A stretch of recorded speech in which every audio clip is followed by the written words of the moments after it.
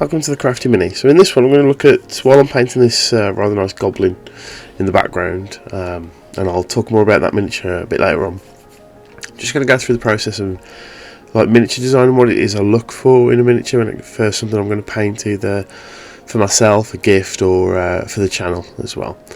I've been doing this hobby for years, and obviously I've done a lot of the mainstream stuff, you know, GW and things like that. A bit of Mantic games in the past with my Dreadball and Dead Zone and things. But I've got to a point now where, because I prefer the painting side more than the modelling, the kit bashing, although I will occasionally dip my toes into that.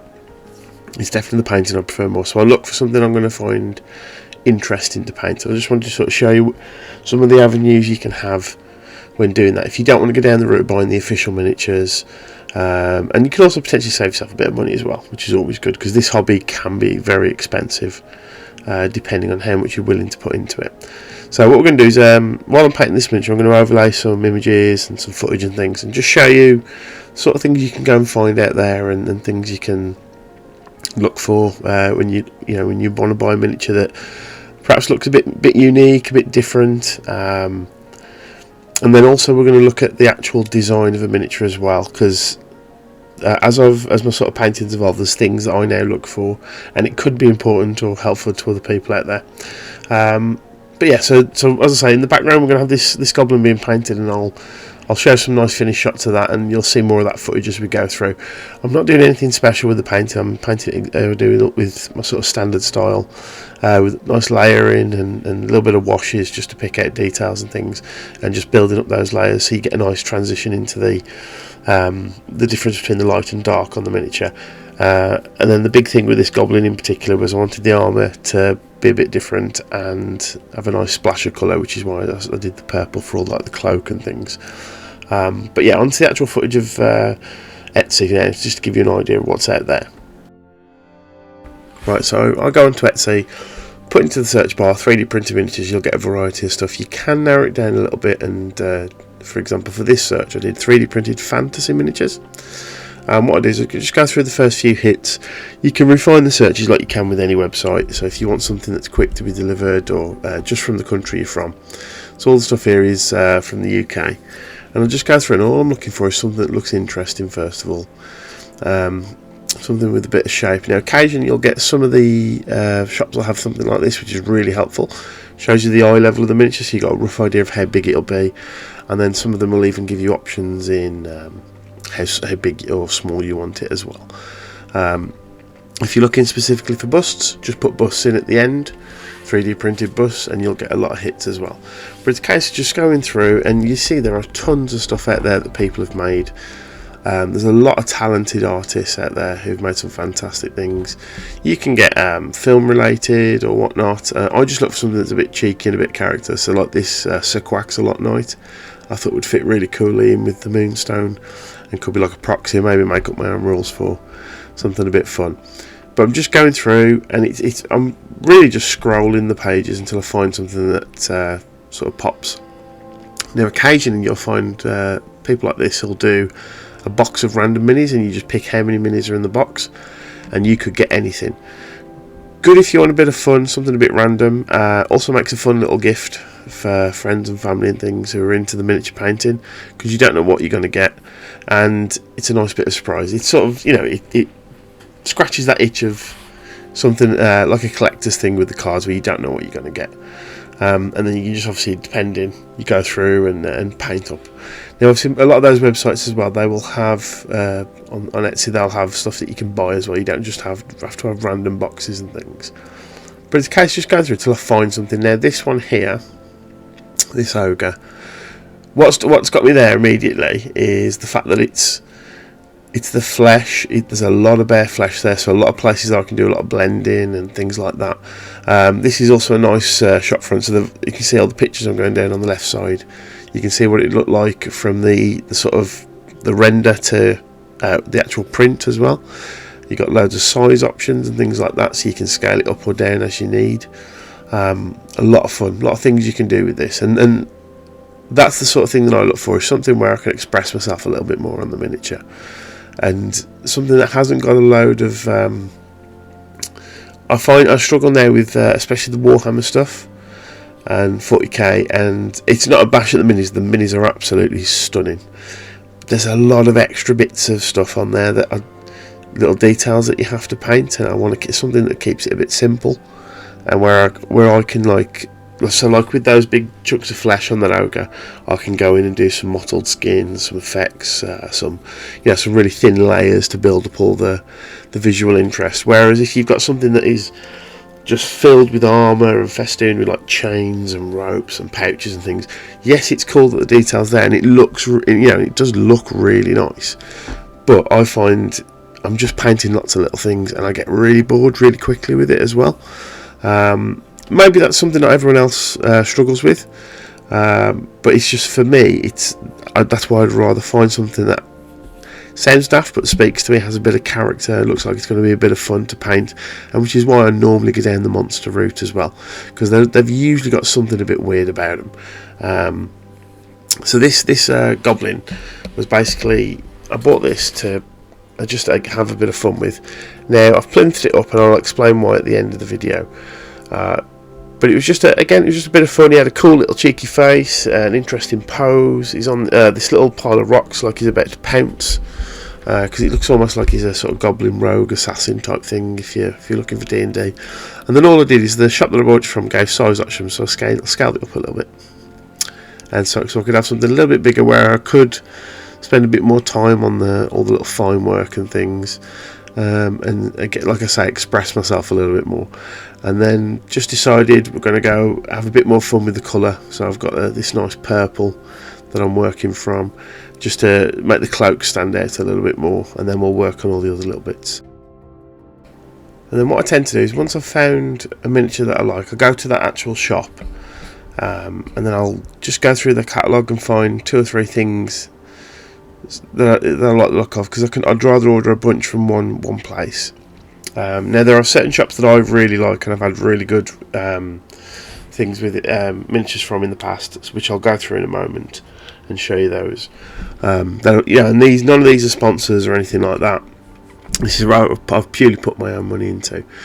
But as I say, I go to the website and I go through and I basically just open anything that I like the look of into tabs, and then I'll curate those at the end. So I could have like 20-30 miniatures. I'm obviously not going to buy that many. I tend to only get about 4 or 5 at a time and just go through them from there.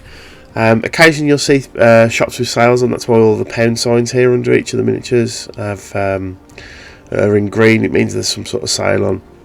So you can find little bargains here, like a lot of these minis here, which you could use as proxies for tabletop games, like Warhammer and whatnot, or other things. They're £3 each for a 3D printed, and I know that this shop uses 4K and 8K, so it's going to be really high quality. It's going to be a robust resin, so you can get something you really want. So like this one here that I'm sort of looking at, that's the drop troopers. So you could do an Elysian drop trooper for Imperial Guard. Now obviously you can't take these miniatures into tournaments and official GW things, but if you're playing with your friends, have the army the way you want it. Why not? Go and have a bit of fun with it, and just pick things that you like the look of, that you want to paint. And if there's a particular theme, so like these guys use the Papsicle range, and there are a ton of things on there. A lot of 80s movies type stuff. So you got Aliens, Predator, RoboCop, Terminator, things like that. And you can have a lot of fun with it. And there's different, like they've got weapon platforms that you could use in your 40k army. This shop as well has got like fancy stuff and things like that, tons of pages, and it's just a case of just going through, as I say, I'll just find a bunch of stuff that I like the look of, and then I'll curate that down to about 3 or 4 that I really want to paint, unless of course it was for an army or something, then I'd go out and I'd order things that I wanted to do. So I got custom prints for my Aliens board game, which they were Papsicles. And then I turned them in. I ended up not using them for the board game. I kept the original, and then I did a display instead. But I bought, I think it was about 8 or 9 of them in one go, because they're all a couple of quid each, like this here. Like this here. So this is it's basically a Protoss from StarCraft, and you've got tons. So the miniature is, I think it's £3.60. So 28 or 32mm scale, and then you can pick from all of these. So this one particular miniature has all of these poses that you can choose from, and you get a good look at them, and you basically go through and pick what you want. And you get a ton of variety there. So you could buy all of those different sculpts. I think there's 9 in total, and you've got a variety of different Protoss there. Obviously depending on what miniature and things that you want. But yeah, there's tons of stuff out there, so please go out and check it, and you'll be surprised what you can find. Right, now this piece of footage I've zoomed right in. I just want to show off, this is what I mean by the 3D printed. The quality there on that print is phenomenal. There's a lot of facial features, you've got this cheeky grin. Completely different from a standard sort of, like a GW type of goblin, where they're a bit more comical, which is, don't get me wrong, is a lovely style, and I like it for my grots and things like that when I used to collect them in the past. But yeah, see, there's tons of little like bits of damage on the armour and things. Yeah, it's a really nice looking mini, and because 3D printing's come so far along, it's definitely something, it's a tool there I think we should use more. It's something I enjoy, because I can get something that I really want to paint. But yeah, you can see the quality. As I say, you can see the quality there. There's a lot of options and a lot of things. Gone are the days where you have to have a kit where you've got a head, a torso, a couple of arms or whatever, and you just whack them together. Now you can really go out there and express yourself a bit more. So the first one is Eldritch Factory. So these guys I've used more recently. Really high detail. So those so the Goblin was from there, and a couple of my previous videos, a lot of the sort of monstrous sort of side stuff. They've got some really nice minis. Now this shop in particular has different things, so they've got free delivery on orders over 20 quid, free mini here. They'll have different offers on, but they do a ton of stuff. What I like about these is, for example, if we go this fantasy, so let's say you want this for like a D&D or something. What I like about these guys, these are the ones they'll show you, they're one of the few shops that'll show you how tall the miniature will be and how they work it out. If there's anything, they've got a lot of good customer support, and they show you all the quality of things. Now with their minis as well, what I like is you get a ton of scale options. So this particular miniature, if I want him in a 28mm or whatever, that's fine. But if I want to paint him at a larger scale for like a display piece, let's say 75mm, so that whole mini there will be printed at 75mm for £12.99. That's not bad at all, really, when you consider that's because 75mm is a bit bigger than a Primark, to give you an idea of scale. And then those miniatures are normally around sort of £30 to £40, and I can get a full mini that I want here. And I really like it. If you want to find any extra information, they'll go through everything here. You get to see some of the picture reviews. They'll explain exactly what they're using to print the mini and stuff, which I really like. And then you get a sort of, now this is obviously a slight downside of 3D printed. Some of them are made to order, especially if you go for the bigger scales, but you can see there 31st of October to the 6th of November as of time of recording, which is the 15th of October. So you're looking at a couple of weeks, 2 to 3 weeks for delivery, depending. But if we go back to their shop front, so you can see here we go. So the Myconid Warlord. So this is a miniature that I've bought. You would have seen on a video. It didn't come broke. I deliberately took off that rear sword as well. Just like to add that. But again, I got it in a slightly bigger scale. I think it was, actually no, it wasn't. It was 45. So $7.99 for a giant mushroom character. I mean, in terms of pricing, you can't argue with that.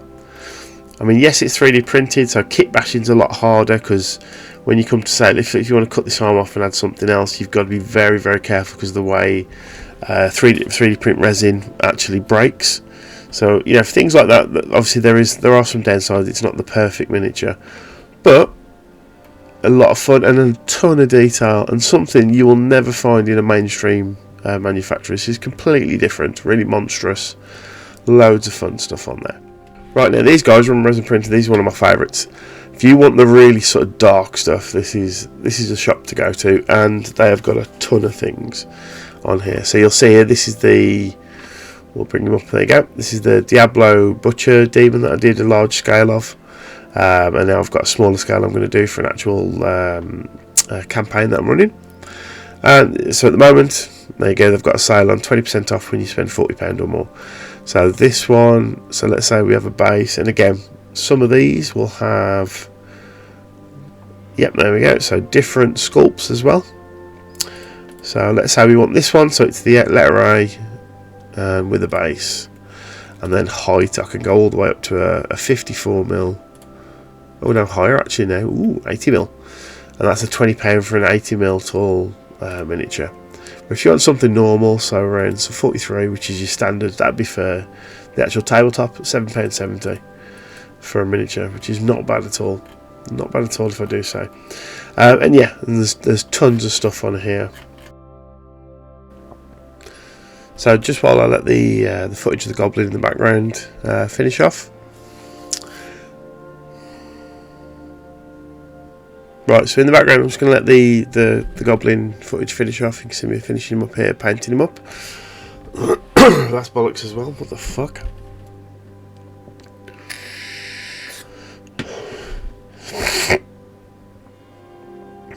Right, I'm just going to let the... Right, so while the footage in the background finishes off for the goblin.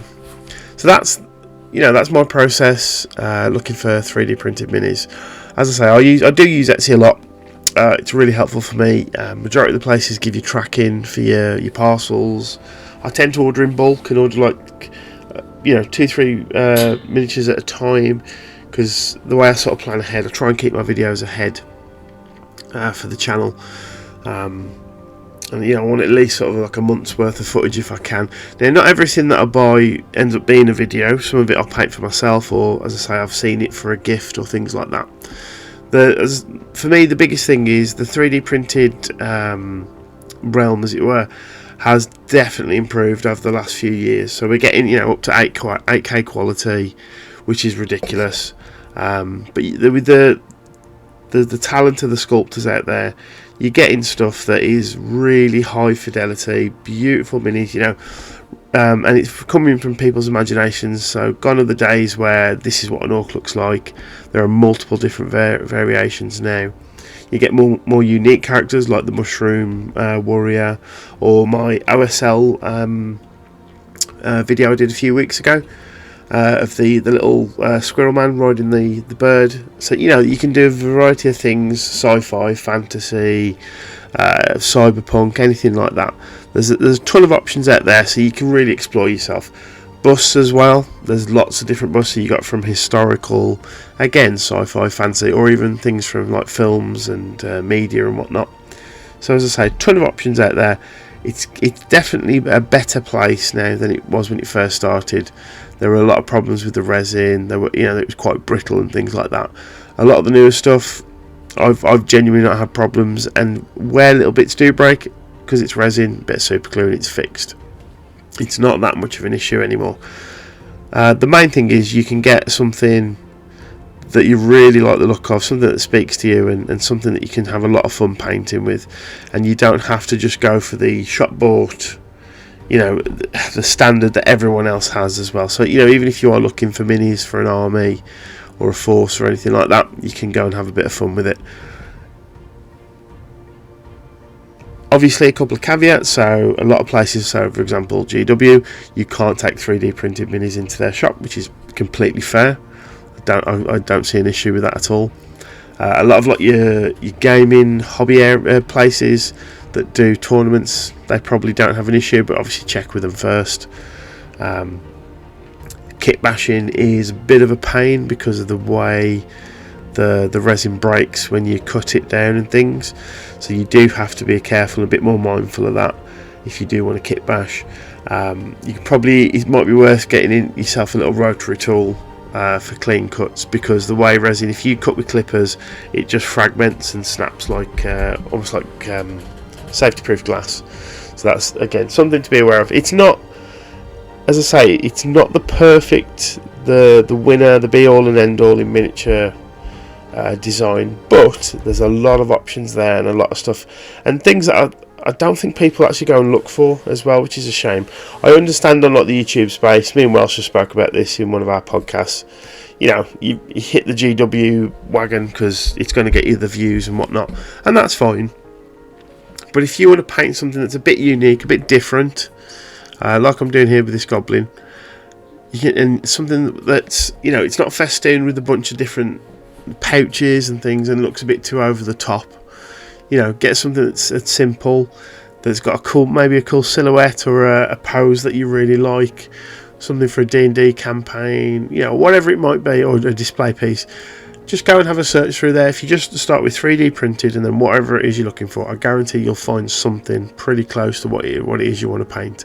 And as I say, with the 8K, the 4 and 8K printing quality now, the details are phenomenal. Like you saw on this goblin when I did the extreme close-up, that his face is just filled with character. Little bits of folds in the skin and things like that. You know, gone are the days that 3D printing was that sort of layered, that FDM style. I mean, even those are coming on leaps and bounds now, and you can get really smooth transitions. But it's just something to consider.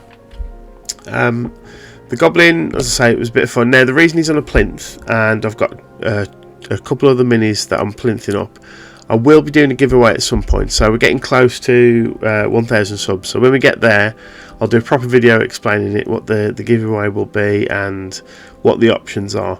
But I'll have 3 or 4 minis that I'll say that'll be up for grabs, and it'll be picked at random. But I'll go into more detail on that when we get to the 1,000 subs. The channel has blown up a lot bigger than I thought it ever would do. So thank you all very much for that, for your support, and for the cool comments as well. Please keep them coming, especially with the podcast, because that's something, although it's not getting the views at the moment, it's something me and Welsh are really enjoying doing, and we're having a laugh. So anytime we get cool questions, we will address them in the podcast and have fun with it. We've had a couple recently we're going to do for an upcoming live podcast that we're thinking of doing. We're still sort of sorting out all the little bits for that anyway. So hopefully see you there for that, and hope you enjoy it. But yeah, we'll show the finished product of the goblin now, if we've all done, and thank you all very much for watching. I hope this has helped with people who were perhaps considering 3D printing but not sure. You don't have to go down the route of buying a 3D printer and the wash station and all the extra bits yourself. The way I do it, I buy the miniatures, and you've seen the prices there. You can get some really good bargains that are considerably cheaper than the shop bought plastic kits, and there is little to no assembly. Sometimes you might have to stick an arm on or something because the way it's been printed. And there's the cleanup as well. You'd have to go through methodically and take out any of those little nibs that have come from the 3D print supports that might be on the miniature, because the amount of times I've painted something and I've spotted one and I've had to go back and quickly nip it out. But you know, these are byproducts of the technology. It's getting better as well. As I say, in the last 3-4 years we've gone up to 8K printers, which is just ridiculous for sort of quality and fidelity. But yeah, there is a ton of stuff out there for people to go and have a look at and try, and you never know, you might find a miniature that you just really express yourself and it brings your miniature painting on as well. That's what happened to me during the lockdown. I bought a load of busts. I'd never painted a bust before, and I really went for it. And yeah, the first 2 and 3 weren't the best, but it progressed my painting. I had to, because there's not all this stuff all over the mini, all these little pouches and things, I had to blend colours and learn how to get better transitions of light, contrast, light and dark and things, and it definitely increased my painting game. So it's an option there for people. But yeah, hope that's helped. Thank you very much for watching and indulging this weird little rant that I've been on, and we'll see you all on the next one. Cheers.